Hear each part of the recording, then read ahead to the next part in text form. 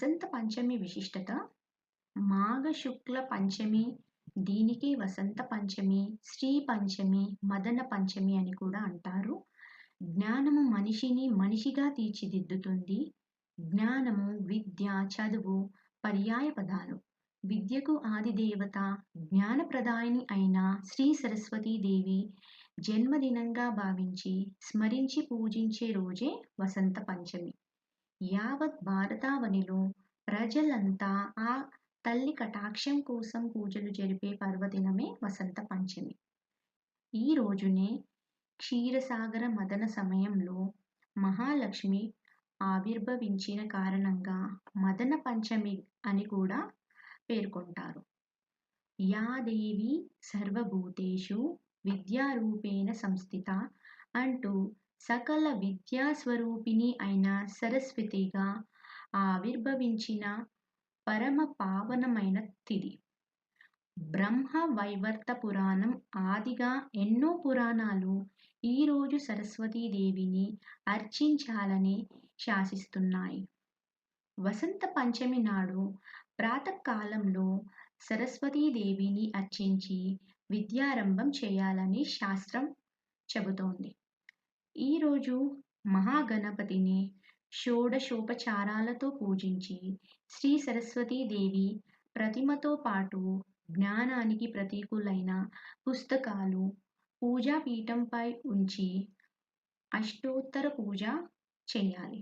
శ్రీ సరస్వతీదేవిని తెల్లని పూలతో, సుగంధ ద్రవ్యాలతో, చందనంతో అర్చించి శుక్ల వస్త్రాన్ని సమర్పించాలి.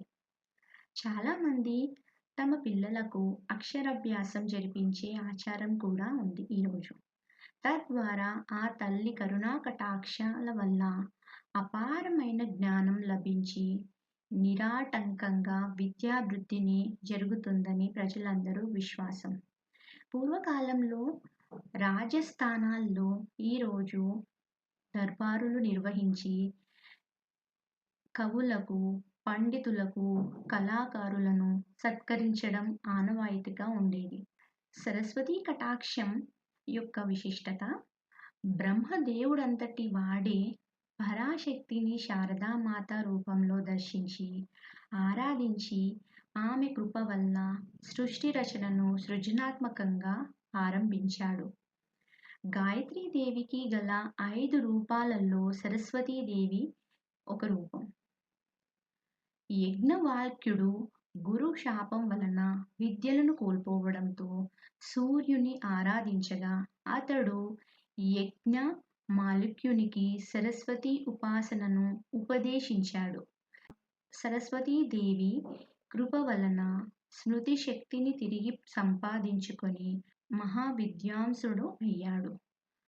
వాల్మీకి సరస్వతీదేవిని ఉపాసించి శ్రీమద్ రామాయణ రచనను చేశాడని పురాణాలు చెబుతాయి. అలాగే వ్యాస మునీంద్రుడు కూడా సరస్వతీదేవి అనుగ్రహం వల్లనే వేద విభజన గావించి పురాణాలను ఆవిష్కరించాడని, మహాభారత, భాగవత, బ్రహ్మసూత్రాది రచనలు చేసి భారతీయ సనాతన ధర్మ వ్యవస్థకు మూల పురుషుడుగా నిలిచాడని ప్రతీతి.